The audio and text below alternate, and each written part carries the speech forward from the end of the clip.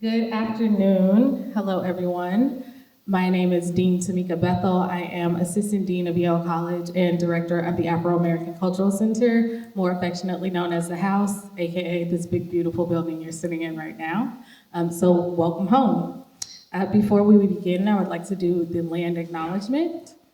So Yale University acknowledges that Indigenous peoples and nations, including the Mohegan, the Mashantucket Pequot, the Eastern Pequot, the Chattahoochee, the Golden Hill Pawcatuck, the Neantic, and the Quinnipiac, and other Algonquin-speaking peoples have stewarded through generations the land and waterways of what is now the state of Connecticut and where our university sits. We honor and respect the enduring relationship that exists between these peoples and nations and this land.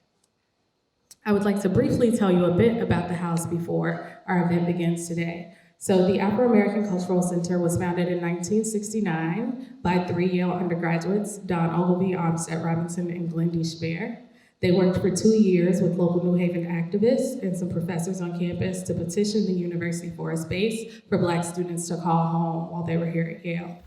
Luckily, smartly, the Yale Corporation approved their petition, and we were granted our center in 1969. We moved into this building in 1971, and we've been here ever since. The House is home to over 50 student organizations, both undergraduates and graduate and professional students, who are able to use our space free of charge, have their events here, get resources, and get guidance from our professional staff, which as of right now is just me. Along with the 54-year rich history of the House continues to be mostly run by students. So we have over 50 student staff here, and myself, with over 2,000 Black undergrads and GMP students here at Yale.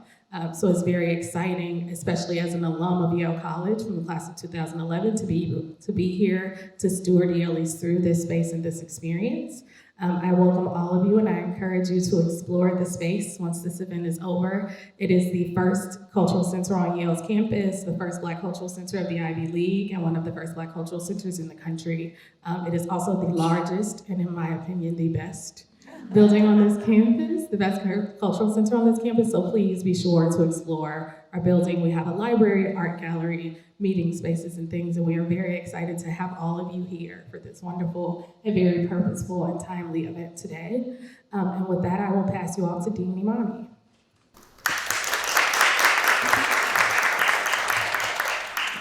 Sorry.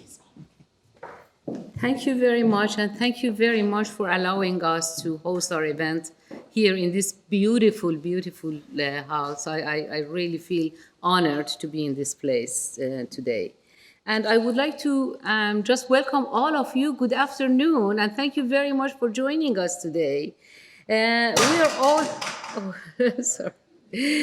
we are all so pleased to welcome award-winning filmmaker Tonya Lewis Lee, who is here with us in this beautiful house for this special Centennial conversation.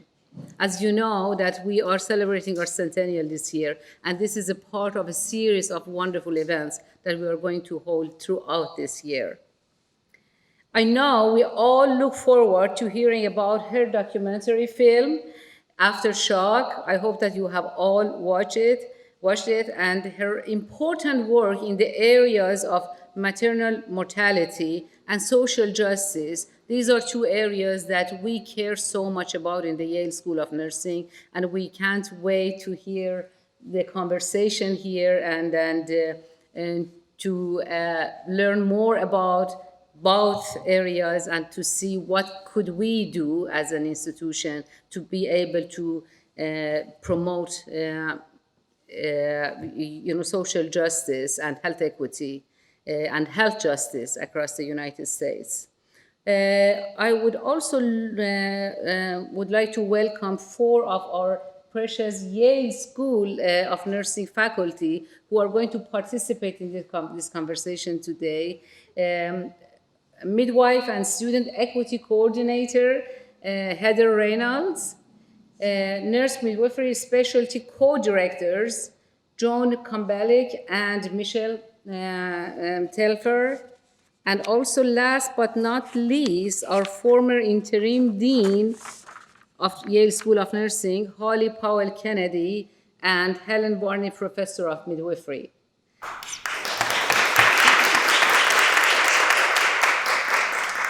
I also would like to use this opportunity to acknowledge and thank the many people whose efforts made today's event possible, including Tanya's team, Michelle Koss, Mike Reagan. I think that some of you are here, so if you are here, just wink so that we can see you.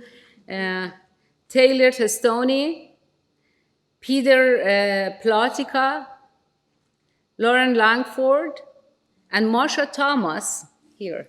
Thank you very much. And now it's my real pleasure to welcome Heather Reynolds to the podium for introducing Tonya.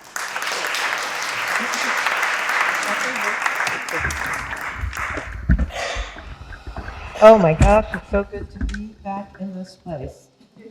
I was here as a student back in the 70s, so for me this is like a homecoming. I just want to say that this incredible lady, Tonya Lewis Lee, is a producer, film director, writer, entrepreneur, and women's health advocate who for over 20 years has been delivering meaningful content that resonates with marginalized communities. As a television producer, Lee served as executive producer on the Netflix series She's Gotta Have It. It was a movie before and then became a series. She produced her first limited series, Miracles Boys, at Nickelodeon, based on the Jacqueline Woodson novel of the same name, which remains a classic today. As a film producer, Lee produced the adaptation of the Walter Dean Myers novel, Monster, which premiered in competition at the 2018 Sundance Film Festival and is streaming on Netflix. Most recently, Lee co-directed and co-produced the Emmy-nominated Peabody Award-winning Aftershock, which we're going to be celebrating today, which examines the U.S. maternal mortality crisis. The documentary premiered at the 2020 Sundance Film Festival and won the Special Jury Award for Impact for Change.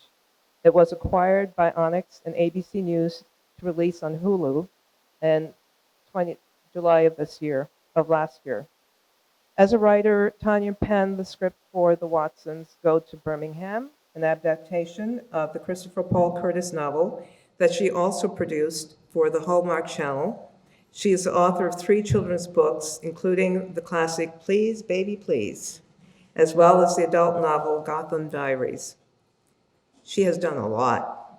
We're almost there because we want to hear from her. In 2007, Tonya became the spokesperson for the U.S. Department of Health and Human Services Office of Minority Health's Infant Mortality Awareness Campaign. A Healthy Baby Begins With You, which ignited her lifelong passion for advocating for better health outcomes for all women in the United States, especially women of color. Through the campaign, Tonya produced the film Crisis in the Crib, Saving Our Nation Babies, because it's not just maternal mortality, but infant mortality too, which is unfortunately on the rise. This work led Tonya to embark on her journey as an entrepreneur to create Movida Organics, which is an organic vitamin supplement brand to continue the conversation with women about accessing healthy outcomes and provide them with a high-quality resource to aid their well-being and overall vitality. She is a member of the Writers Guild of America and a member of the Producers Guild of America, serving as co-chair of the One Guide Committee and on the Producers Council Board of Delegates.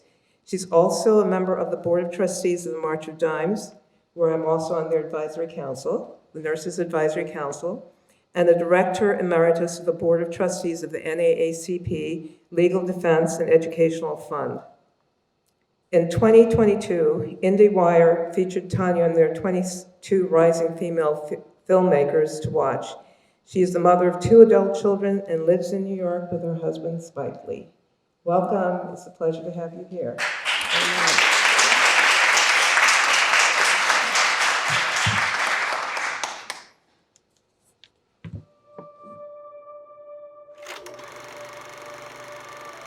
My daughter's story is loud, colorful, and artful. It's a girl! She was awake, aware, and active. And yet she still died. After she gave birth, Shamani was complaining that she had really sharp chest pains. The ambulance came. I'm telling them the symptoms. Is she on drugs? Next set of people come in. Is she on drugs? They kept asking her mother, is she on any drugs? I'm like, do y'all talk? We waited a solid 12 hours. She's gone. Black women are 4 times more likely to die than their white counterparts with the same symptoms. Why is that? This is a growing epidemic in our community. Hundreds and thousands of men are going through this same situation. Oh, you couldn't tell me that I wouldn't be there. I've never lived in this house without her. You just gotta keep pushing forward. I can't let Amber be another statistic. I had a plan, I had it mapped out. If these numbers were flipped around and white women were dying at the rate that black women are dying, it would be a national crisis. We fight against maternal morbidity event by event in order to create change. We can turn our pain into power and make something of this. Shamani Gibson, we hear you, we see you. I planned on spending a lifetime with Amber. I wanted to give her my life. This way, I'm still going to. Sometimes change. The revolution will be tweeted, Instagram, Facebook. This fight is not over. When black mothers die, there's a ripple effect. We call it Aftershock. Sometimes change. Hi, everybody. Thank you for being here.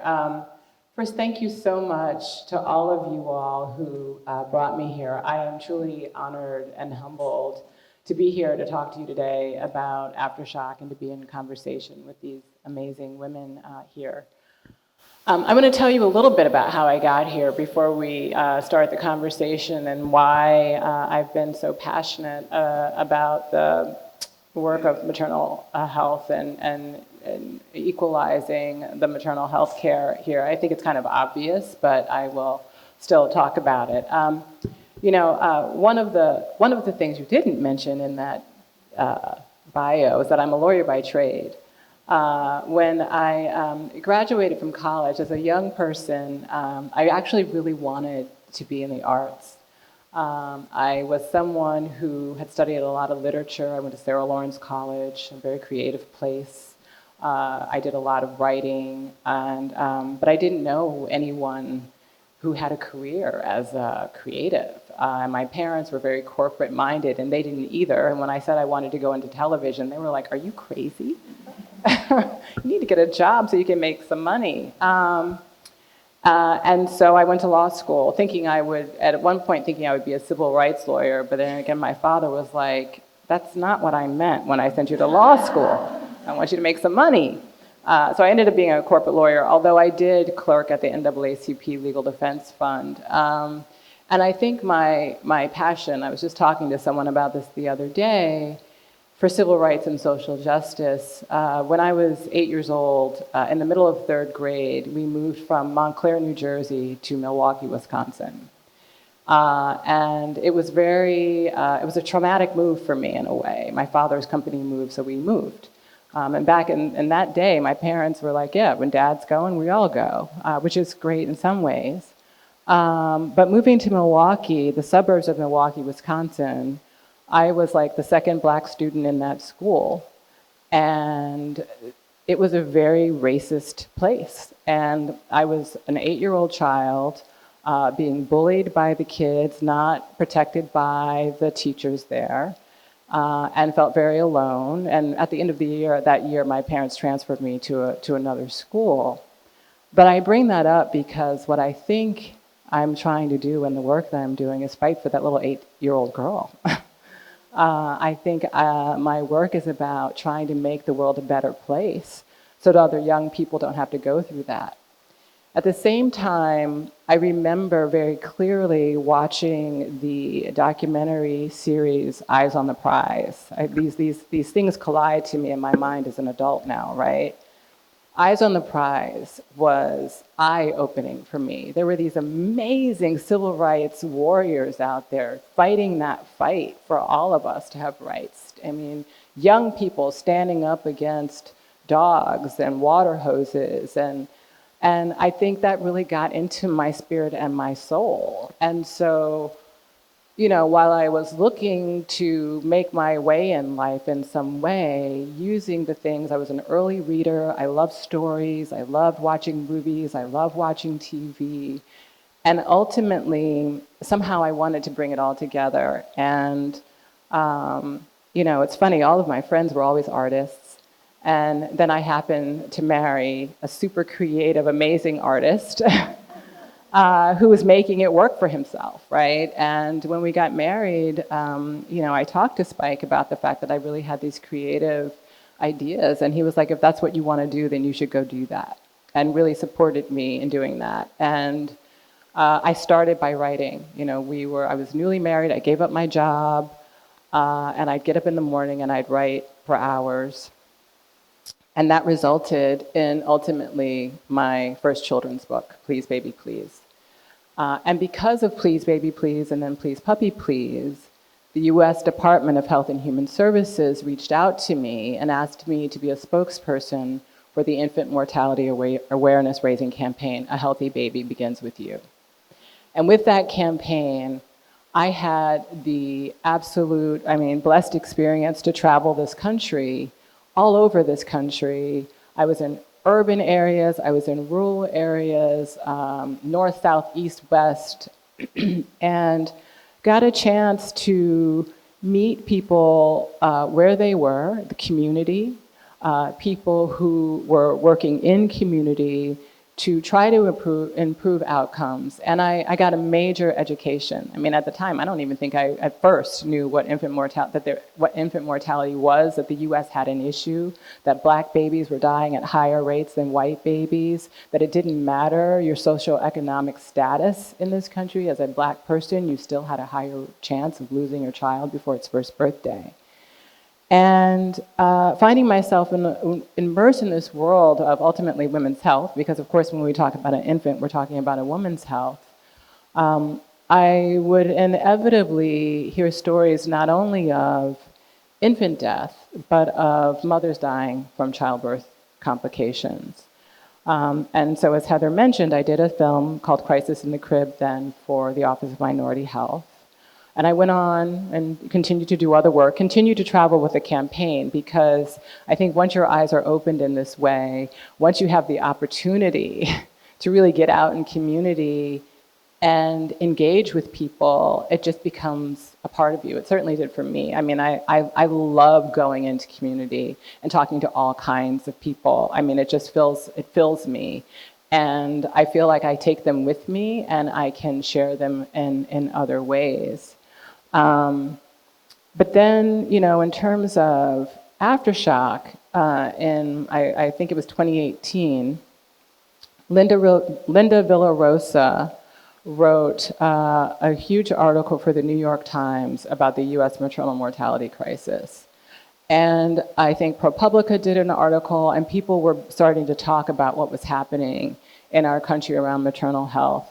And I thought to myself, I better hurry up and make a documentary about this, because I want to give my point of view on it before somebody else does, because I'm going to be really mad if somebody else does and they don't do it right.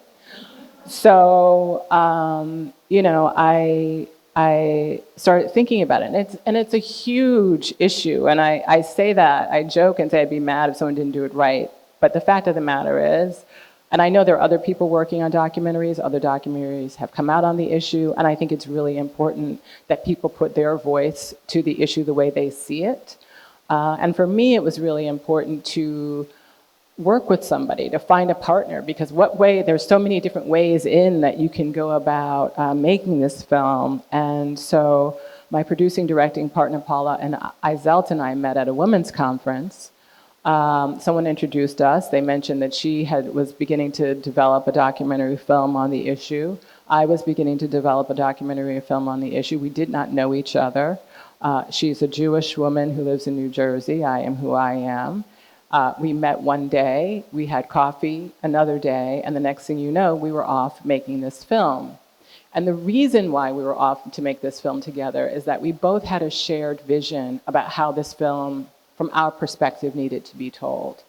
And that was centering the women and centering the families in a way so that, first and foremost, you humanize the issue, because we often hear so much about the statistics, and it's just numbers. And so we really wanted people to feel, as hard as it is, to feel what it means to lose a mother from childbirth complications. So that we both knew, and at the same time, we knew it was really important to get the information in about why this was happening. We wanted to talk to experts in the field, but we didn't want it to be a film with just people talking at you. We wanted you to go on a journey. And so the way we began, Shamani Gibson died in October 2019. I want to say Paul and I must have met November 2019. Shamani died in October. In December, her family, her mother, put out a call to action. They were having an event, a celebration of Shamani's life. They put it on Instagram and invited the community. Shamani's partner, Amari, wanted to have a convening of men to talk about what it means as a man, as a partner, to lose someone from childbirth complications. Paula saw this on Instagram because she's like an Instagram ninja. I am not. And she called Shawnee, and Shawnee answered her phone and said, hey, we'd really like to come and film what you guys are doing. And miraculously, and Shawnee speaks to this often, like she really goes by what she feels in the spirit. And Shawnee is an amazing woman herself, someone who has been in the birth justice, reproductive justice work, as she says in the film. She knows what these issues are, she speaks to them often, and yet this still happened to her daughter. And so I think being that social justice warrior that she is, she said, okay, well, I'm going to stand up and let the world see. Sort of like Bruce, who is also in the film, his partner, Amber Rose Isaac, passed away. Bruce often says that the reason why he decided to participate in the film is like he thinks about Mamie Till. When Emmett Till was brutally murdered, Mamie decided to open up the casket, have an open casket to show his mutilated body so everyone could see what happened to her son. And so for Bruce, opening up himself to us as filmmakers, to all of us to see his story is like opening up the casket so we can see what he went through, so maybe we learn something. And so, Shawnee was really the beginning. Amari says that at first he was like, there's no way he was going to do this film. He was 2 months into his grief. And Shawnee too. I mean, very early in their grief. But they let us come in, and they let us go through the process with them. So Amari had the first men's circle. There were some other fathers who had lost there. So then Amber Rose Isaac died in April of 2020. Amari hears, because this is now, they're on a network, right? So these men now, or these families, they hear someone died. Amari reaches out to Bruce. They develop a relationship.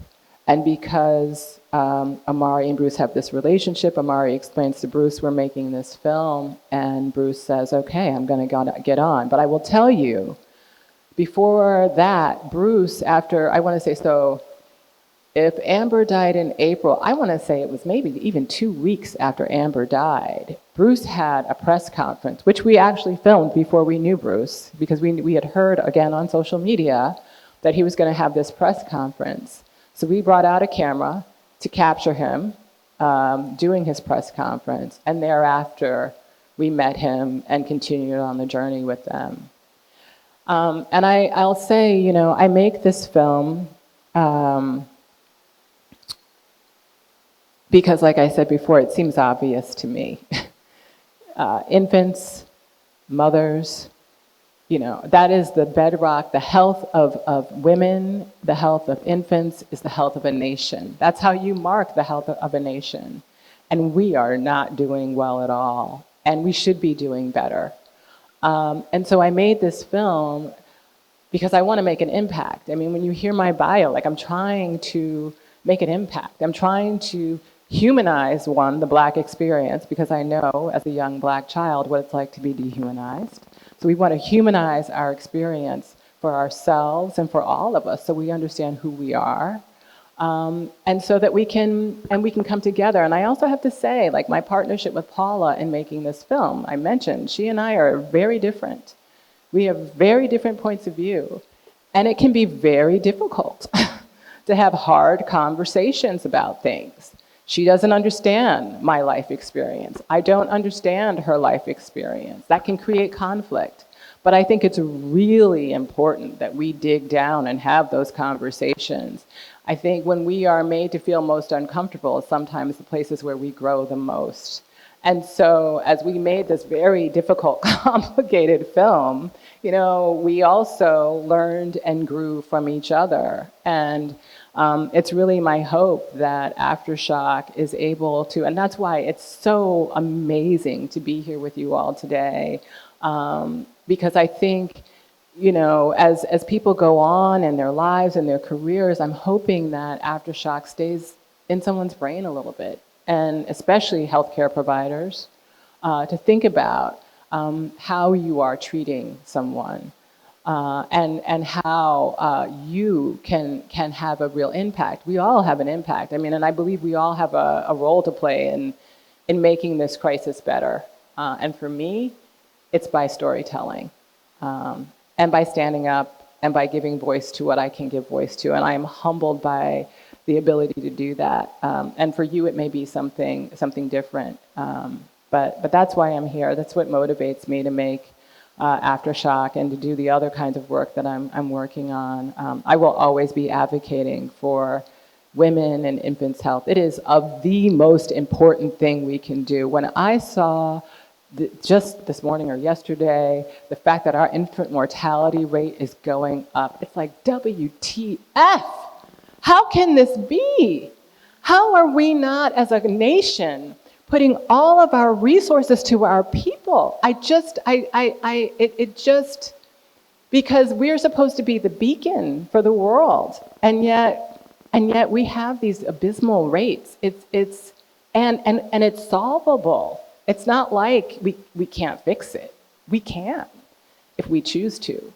So I will continue to be fighting, and thank you, and I look forward to our conversation.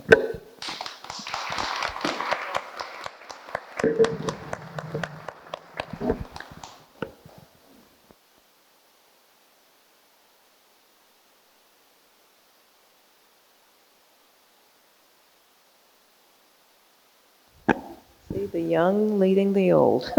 Thank you. Yeah, thank you so much, those words of wisdom, and how we can move to beyond just feeling to doing and making an impact. It's so important. I look at the healthcare system in the United States, and the structural racism that exists is so pervasive and so destructive, particularly to marginalized communities, with Black mothers and Indigenous women having the worst outcomes in terms of not only infant mortality, but also maternal mortality. And I wonder, if we need to start looking at the health profession schools as where we need to put our energies, because these systems are so entrenched, whether or not they're going to change quickly enough to make the dramatic changes that we need to see in the lives of these families, whether or not we need to start putting some of our energies into transforming and educating people in the health profession schools in a way that they become more appropriate, less, influenced by racial, beliefs or whatever, so that we can ultimately change those structures to better accommodate and care for women, particularly those who are marginalized. So I guess my question is, should we then be putting a lot more emphasis or focus on those health profession schools, not only in creating a diverse body of providers, but also educating all of the providers so that they can make changes within the systems? Yeah, absolutely. I think first of all, building the pipeline. I think we were, somehow, I don't know if that was you guys. But I think, first of all, I mean, and that's down the line, but building a pipeline of healthcare providers, looking at young people from, I mean, like going really young, like getting them interested and excited about the sciences and healthcare and healthcare and community. And helping them find connectivity ways. And I know places like Robert Wood Johnson are doing things like that, but I think we need more and more of that, reaching out to our Black and brown youngsters to get them involved in healthcare providing. For those that are already there, they're absolutely, I mean, it's just amazing, even some of the way people are taught recently. Someone showed me a campaign called Illustrate Change. I don't know if you all are familiar with this, with just to show images in textbooks, of medical textbooks, of people who are brown. Like, it's 2023, and you mean to tell me that in textbooks we're really still just seeing mostly just white people? And things show up differently on brown skin. So just integrating the way just naturally things flow through so it's not so obscure or odd. I also think it seems to me that even the way the medical profession teaches, it's hard on doctors, right? You're dehumanized yourself. And so you're rushed through, you gotta hurry up, you gotta do, you can't eat, you gotta grind. And I think often that kind of dehumanization, if you will, of the healthcare providers ends up trickling down often to the patient as well. So is there a more humane way about going about the teaching? Now, I know it's a stressful job, don't get me wrong, but I just think that there's gotta be a way that people, and I mean, this is the hardest work though, right? I mean, how do you teach empathy? I mean, that's a hard thing to teach. People, again, come with life experience before they get there. You know, we live in a white supremacist society that is driving you in a certain place. It has to be active work to change that mindset. So I do think institutions really need to be thinking about that. And I'll end this by saying, as we all know, when you solve the problem for the most marginalized, the most vulnerable, you solve it for everyone. And by the way, nobody's doing all that well compared to other industrialized nations. I have a question or two, but before I ask that, I want to say thank you to you for also allowing the School of Nursing and our nursing and midwifery students and faculty and staff to kind of be in your glow for a while and have you here amongst us. So it's very special for us. Along the lines of the educational pipeline, 3 of us here are actually on the admissions committee this year.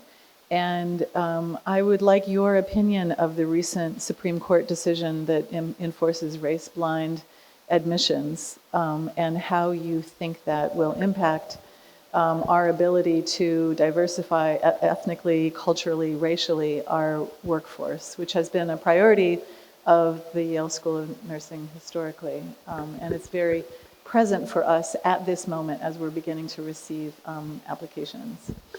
Yeah, I can only imagine what it's like working in these institutions with that decision coming down. First, I feel like the numbers weren't that high to begin with. Let's start with that, right? Let's just be clear. I just want to say that. It's not like, you know, there were lots of Black and brown people coming through, and so, you know, this decision is stopping the flood of unqualified Black and brown people. That is just BS. We know that, right? So I think it's interesting. I wonder how, I know you all are under a lot of pressure, and I wonder what the impact will be. I have to say, I call out Edward Bloom by name, because this is a campaign directed by a person that is not, who has other people behind him. Don't get me wrong, he's not the only one, but there is a person who is on a mission to take things away from Black and brown people, including women. And I have to, you mentioned the affirmative action, I'm gonna get back to school, but he also came after the Fearless Fund, if you don't know, which is a venture fund that supports Black and brown women looking to have their own economic independence. They only give $20,000 per entrepreneur. And he wants to stop that when we get like such a tiny amount of funding from venture funds. So I say that to say there is an assault coming to stop, and it's amazing because the numbers are so small. So what are they so afraid of? You know, in some ways I look and I say, well, gosh, Black and brown women must be doing something right. You know, we must be a force to be reckoned with. And I guess Trump would tell you that too when he looks at who's prosecuting him. But, sorry, that's an aside. You know, I think you all have a challenge. And I think your challenge, again, goes to what happens before the admissions process. And I don't know what you can do about that. But I feel like there needs to, again, you need to start way earlier, getting young people ready to get here, get excited, and be here and be able to be admitted in the right way. And I think that's what's going to have to change. I also think you're going to have to be crafty. I can't remember what it's like applying to grad school. It was so long ago that I did. But really, like looking at who the whole person is and understanding who that person is and really making sure they're supported once they get here. I mean, I think that's the other thing. I mean, you know, it's one thing to be admitted, it's another thing to make it through. And people really need a lot of support when they are here. So I think you're up against a lot of challenges right now. It's a tough time. And for those of you who are here, I mean, you're in a battle. I mean, you're on the front. I mean, this is frontline battle stuff. Put your armor on, because they're going to keep coming. They might, you know, you got here, you're getting through it. I'm sure there are complications and difficulties while you're here, and they're going to be when you get out of here, wherever you go after that. So put your armor on, get your battle gear, make sure you've got the people around you that support you and understand what you're doing, because it doesn't get easier. And don't give up, because you're doing something right, because that's why they're trying to stop us. Would it be okay if I just ask our nursing and midwifery students to stand up that are here? Would you guys be up to? Would you be up for that?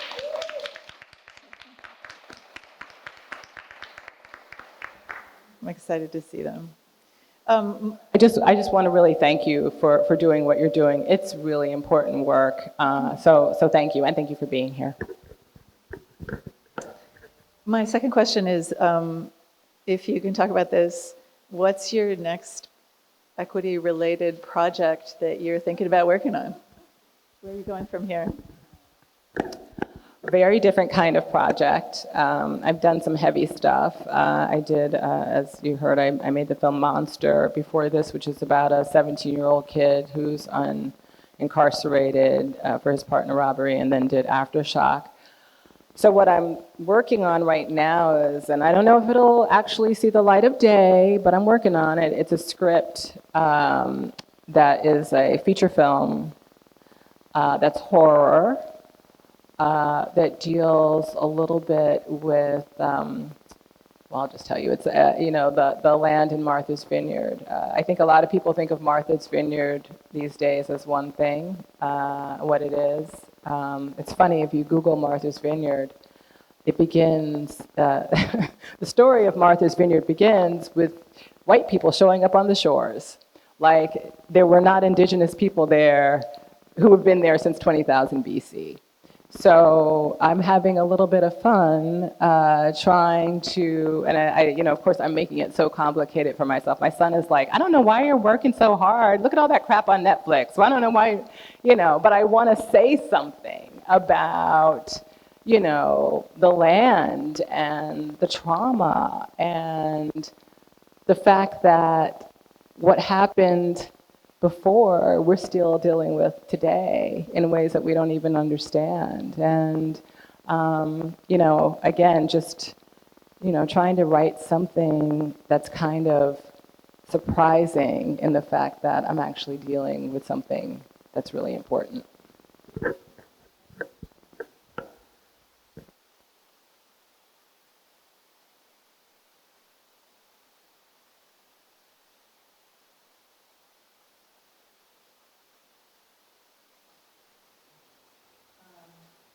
So we talked a little bit about this in the car, but there's a framework of quality maternal.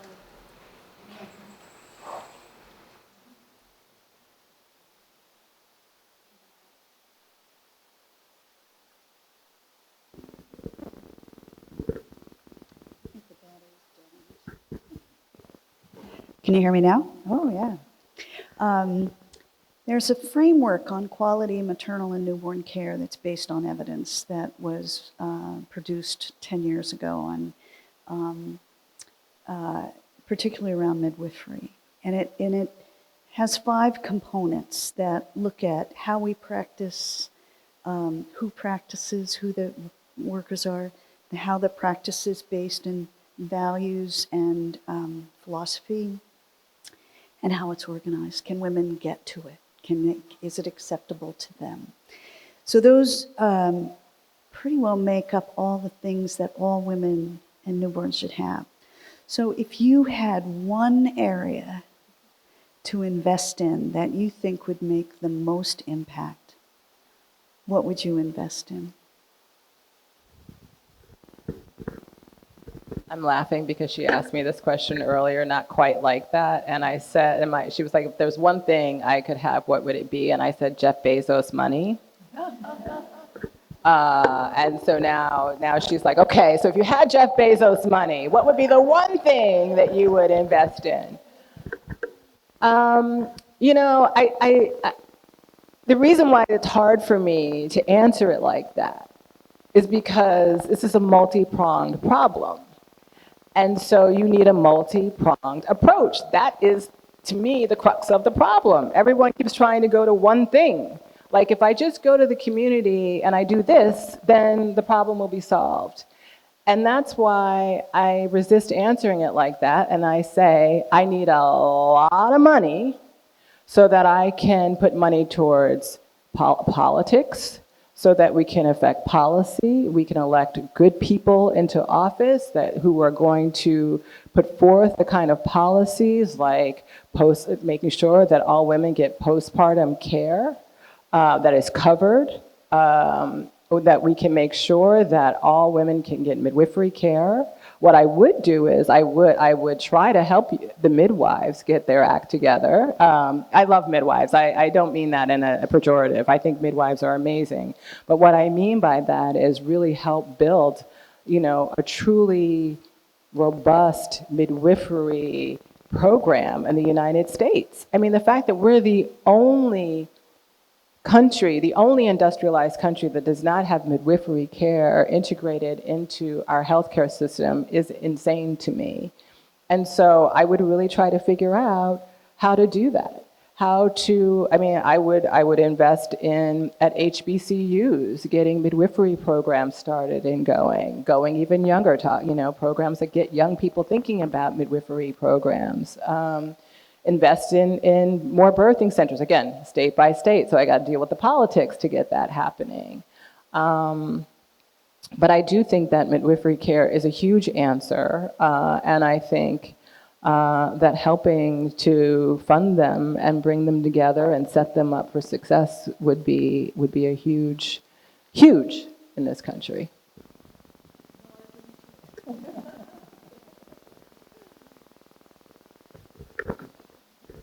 Sorry, I have my words here because I'm a little nervous. Thank you for being here and letting us, just be with you here. If you feel comfortable speaking personally, what was the impact of making this film on you? And as you hold all that was in that film, I just was like, what and what? How do you find the strength to kind of keep moving forward with this work? I mean, you've been doing it a while, and to just keep going. Yeah, I have to say that Shawnee, Omari, and Bruce are amazing human beings who lost and picked up, and because I look at them, obviously never having met Shamani or Amber, and I can see what loving, loved on, beautiful spirits these women were. And I see that because their families hold them up on the work that they do. And, you know, I say that, you know, if Shawnee can get up and do the work, I certainly can't be laying on the floor crying about it. I need to get up and help support her and any way that I can. And so the impact on me, I mean, it is hard. I just saw the film again last week after having not seen it for a while. And, you know, it's hard. But then I look at Amari and I look at Shawnee and I look at Bruce today. I mean, we met them so early in their grief. First of all, they look different, right? Grief is physical. And so they look different. They're doing amazing work. The children are thriving. And so honestly, I feel somewhat empowered. There were times though, I mean, it was hard. I mean, you know, there are other people that we talk to, and, you know, I try to be so professional. I will say, like, you really do steel yourself, right? Like, I'm gonna be a professional. I'm not gonna show emotion. But I remember talking to another father, and him explaining the death of his wife, and I felt so bad because I broke down. And he's there saying to me, it's okay. And I'm like, no, it's not your job to comfort me. It's my job to comfort you, you know? And also, you know, when I look at people like Helena Grant, who was the midwife in the film, who gave us a lot of information, and Neil Shaw, and I look at the history that we've been through, I will say I'm just grateful, honestly. I'm just really grateful. And I know it was a blessing. I know this was a blessing. I was where I was supposed to be, in the right place at the right time to do the work. And I'm sit back now and I'm like, oh my God, I can't believe we did that. It feels so easy now that you're out of it.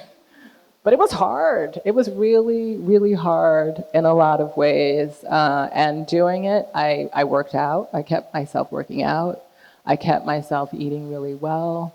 I kept boundaries with the team so that we could do the work and not get completely overtaken by it, because it is tough, hard stuff.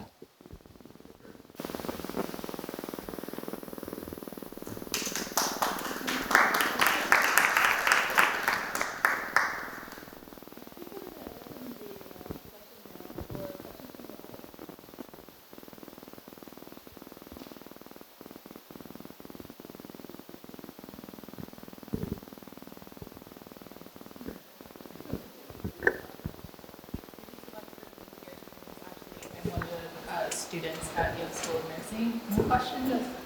My question is with the aftermath of the film. Since it did take place in New York City, which has such a high disparity between Black and white mothers or birthing persons, did any politicians or any community workers, did anyone reach out to you about legislative change after watching the film? I really appreciate that question. In fact, yesterday, I just had a debriefing with a few deputy mayors, the Department of Health, a lot of people in New York. And a couple of months ago, I met with two of the deputy mayors, the deputy mayor and another deputy mayor, two Black women, who sat down with me and said, we want our legacy to be that we've improved the outcomes, or at least put things in place to improve outcomes. So it is coming. I think this morning, or last night, there was just announced like a healthy New York, and within that, there is a cutout for maternal health. And so, yes, they have reached out. They do know how bad it is, and I think especially these Black women, deputy mayors, want to leave office, whenever that may be, knowing they've done what they can for Black and brown women in New York City.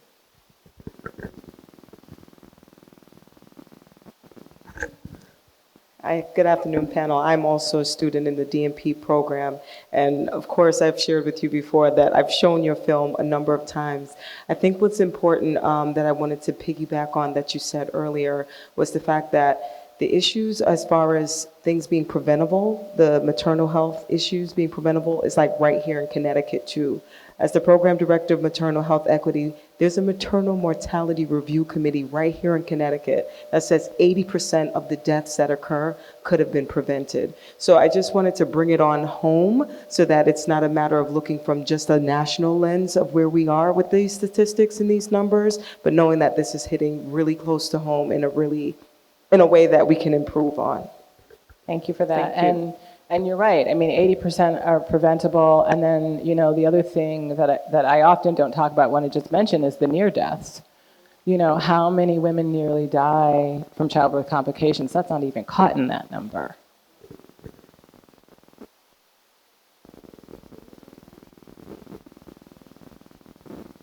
Hello, my name is Jenny Rebecca. I'm a nurse midwifery student here, Brooklynite. Brooklyn's in the house.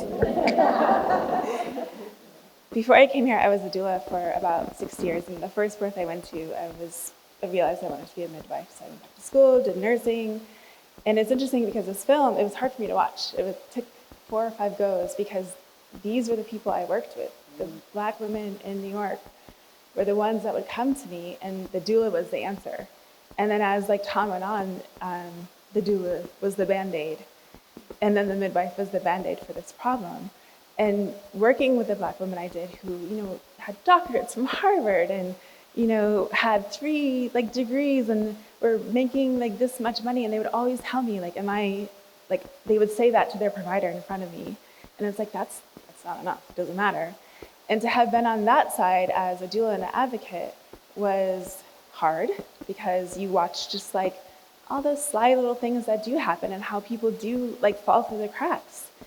And then becoming a nurse, I was more aware and I understood how the systems work. And now being here, having the education that I do, I'm well aware that we are oppressed when we are on labor and birth floors. And I don't want to be one of the providers that doesn't listen.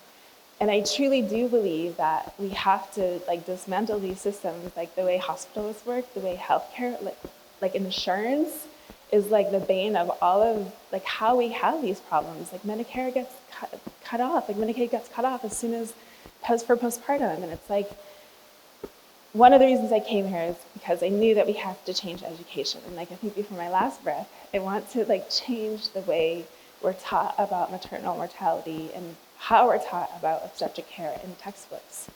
And I guess when I look at films like this, you know, I want the people that are making decisions for care and do these ethic and bias workshops in their hospitals to actually really understand it's the smallest little moment to stop and not have 35 patients on your roster and say, can I stop for this one person to listen, that shortness of breath, or the pain in their chest, or the pain in their arm that doesn't quite line up with preeclampsia, but maybe that's what it is.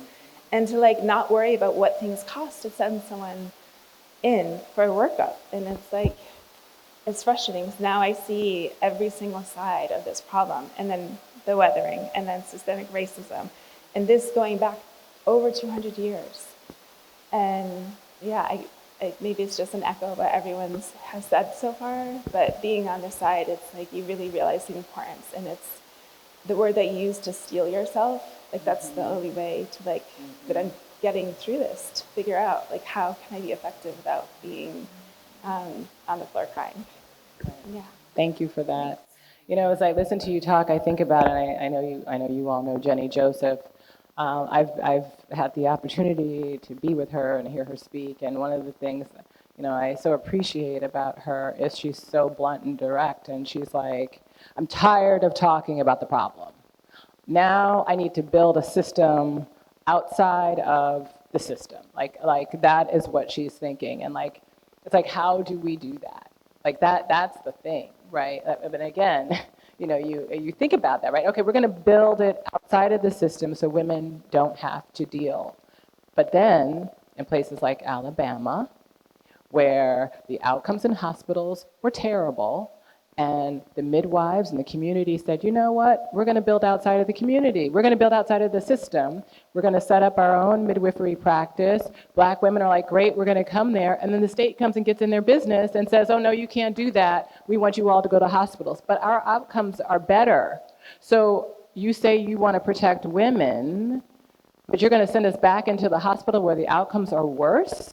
So what are you really, oh, you're policing women is what you're doing. You don't want us to figure it out. So it's hard. It's really hard and really frustrating, which is, again, why I need Jeff Bezos' money so I can help get better politicians in Alabama so I can support those women who are setting up their birthing centers.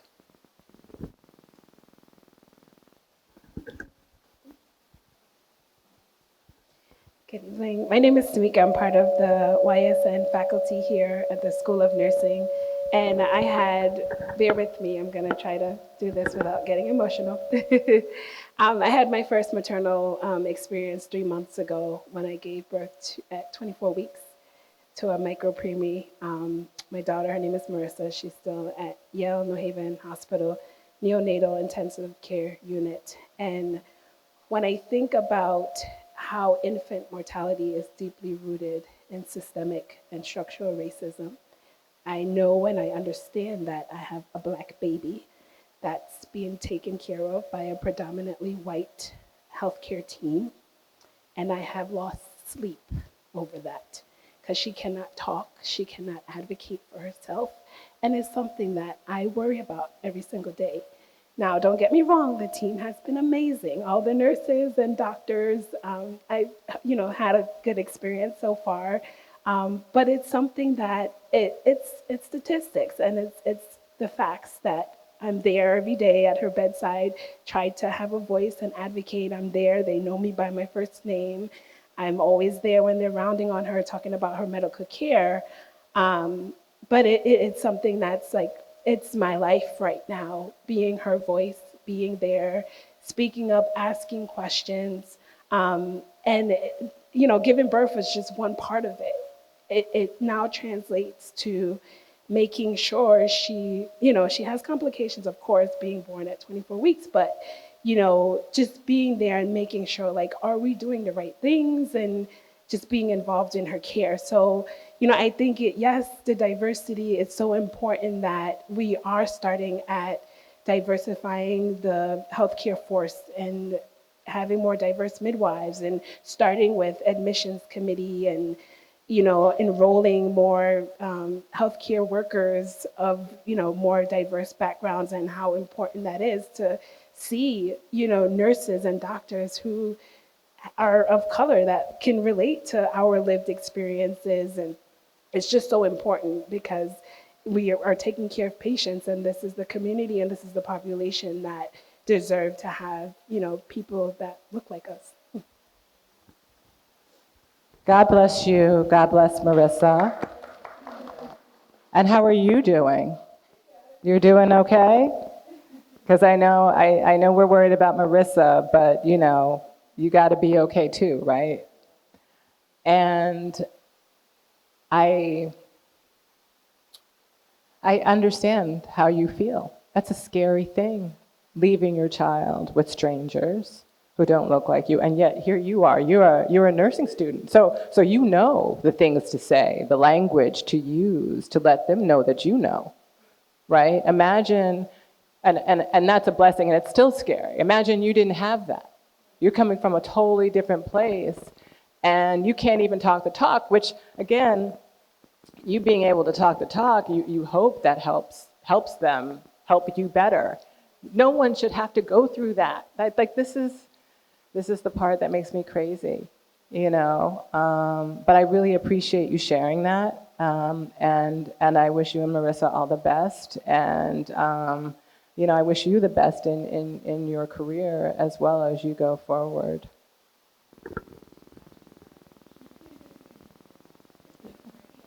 Oh, well, I pity those nurses if they don't get it right.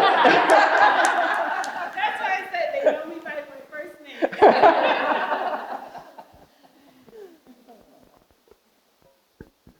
Anyone else? Don't be shy.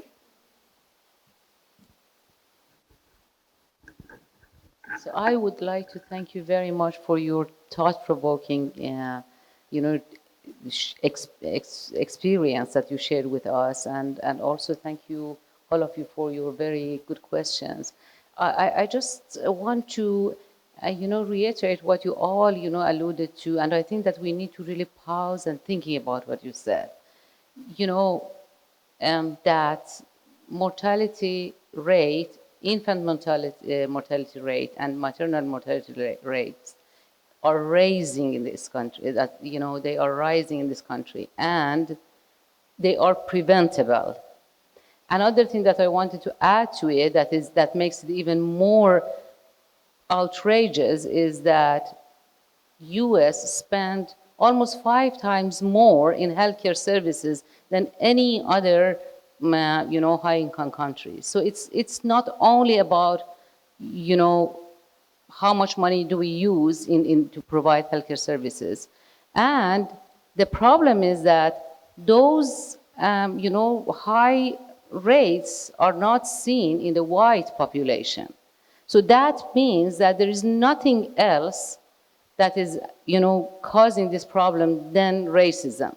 Nothing else. And we need to call it out, and we need to talk about it, and we need to act on it, because I think that is, I cannot, it's outrageous for me to just, as a healthcare provider and healthcare educator, to just see that happening year out and year in, and we cannot, that not only that we cannot stop it, but it's increasing constantly.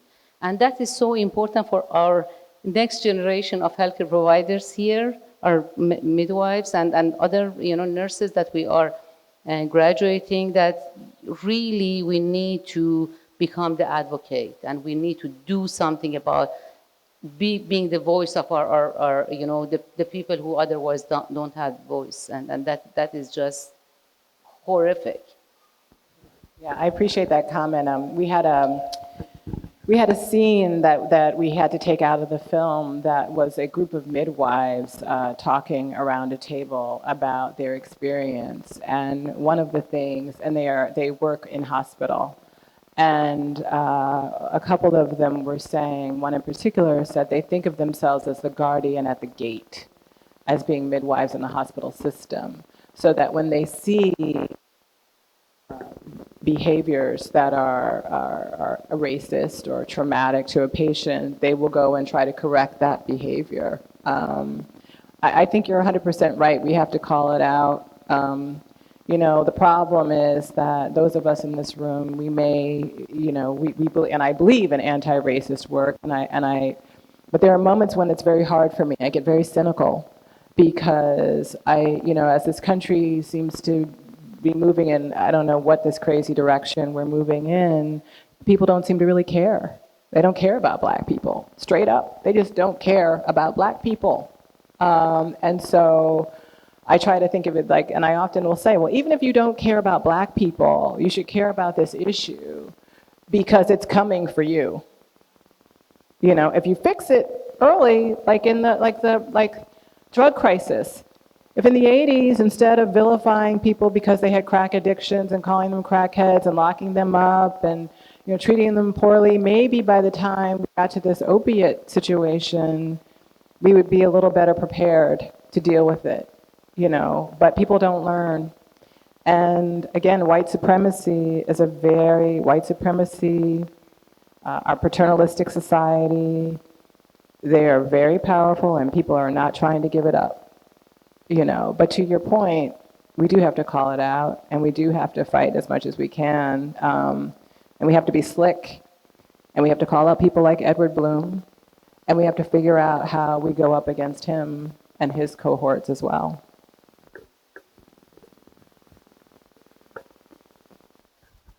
Thank you so much for the film and for doing this today. I'm curious, the process of getting to midwifery, and in particular birth center and community-based midwifery as such a theme in this, and whether that came out of like Bruce and Amber's story because they had sought that out, or if it was sort of in your mind to begin with, because that's, you know, the world that I'm in, and I can see it very clearly that a big part of the solution to this is community-based care and community birth. But the reality is that's a very white world, and that's not what, you know, Black people are accessing or even necessarily trying to access in a lot of parts of the country. And so, you know, when I advocate for, you know, community birth as part of the solution to health equity, I often hear like, you know, well, that's not necessarily true, or how do you know, or whatever. So I guess I'm just asking you, how did you know, and how did that become such a theme in the film?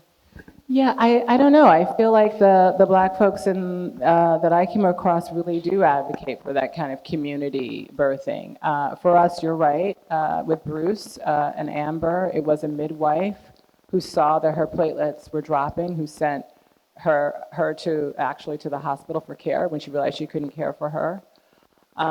We also went down to Tulsa, Oklahoma, as you saw, with Neil Shaw, and met up with the Tulsa Birth Equity Initiative, which is providing doula care down there. Also, separately, we had heard about Helena Grant doing amazing work at Woodhull Hospital as the head of the midwifery program there. And so, you know, I think just, you know, getting into the world, you know, we were just hearing lots of different things that were going on. And I think, you know, I do think that Shamani had a midwife at one point. She did. And so we were hearing about midwives, talking to people about, you know, I think we know this, we gotta save ourselves. And so the community is trying to figure it out.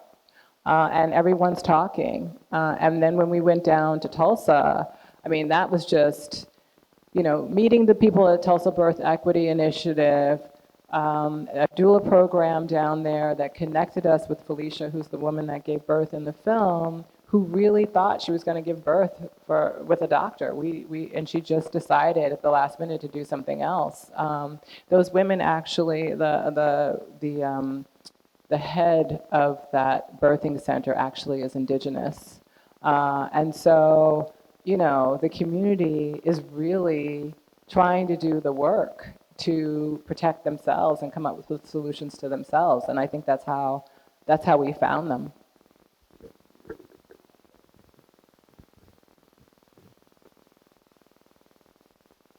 Oh, and I do want to say too, Neil Shaw, to his credit, the doctor in the film from Harvard, also has works a lot with midwives. And so, and I appreciate him, and I do want to shout him out for this, because as a obstetrician gynecologist, he really is an advocate for midwifery care. And I think that's really important, because having doctors who understand the role that midwives play, I think is really critical. Understanding that it's not, that everybody can work together is really critical. And Neil is really fantastic in that way.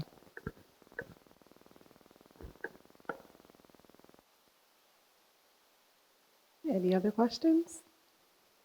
You sure?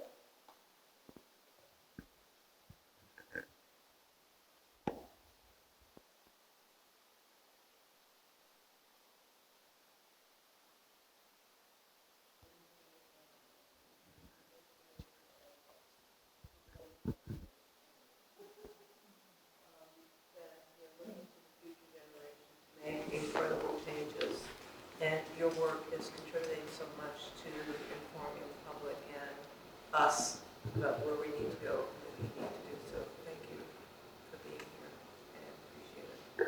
Well, thank you for having me. And this is how we do it, right? Like, we come together, we have these conversations. I know I feel full from this conversation, from all the work that you all are doing. And as I said, I take it with me, and I hope we all leave here and keep having conversations with each other, with other people. I will say the one thing, that I think is so important and we've touched on here, is a cultural shift in how we think about birthing in this country.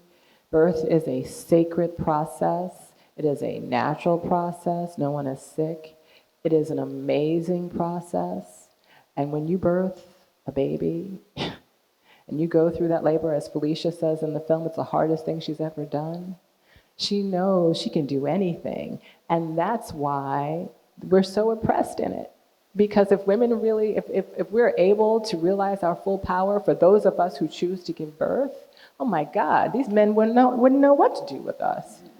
So they're trying to keep us tamped down.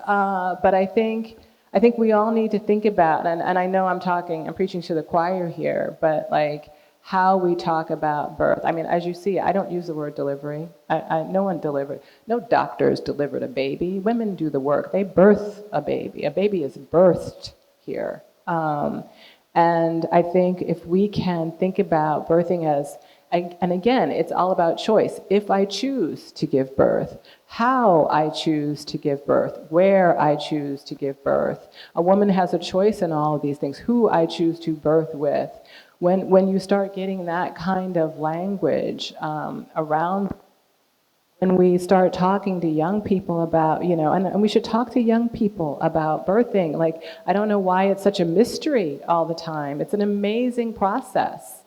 We all had to go through it to get here, and we've been doing it since the times of ancient. It's amazing. So I think I'll just end with saying, my hope is that, and not necessarily this project that I mentioned before, but as we go on, that we really think about birthing as the amazing, sacred, awesome thing that those of us who choose to do it can do it. And hopefully that helps people change the way we do it as well.